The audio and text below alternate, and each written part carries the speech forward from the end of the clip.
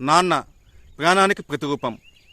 తన జీవితాన్ని పణంగా పెట్టి బిడ్డలకు ఏ లోటు లేకుండా చూసుకుంటాడు.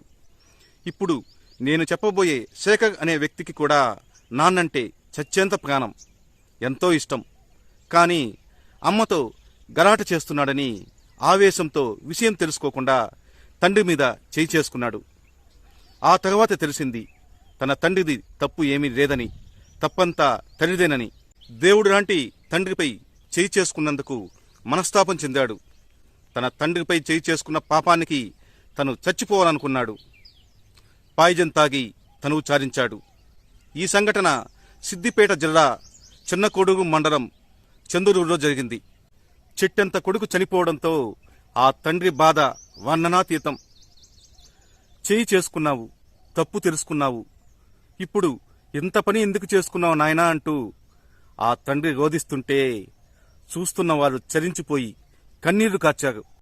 ఏది ఏమైనప్పటికీ తొందరపాటుతో శేఖర్ తీసుకున్న అనాలోచిత నిర్ణయం ఇప్పుడు వాళ్ళ ఇంట్లో శోకం మిగిల్చింది. కన్నవాళ్లకు కడుపు కోత మిగిలింది.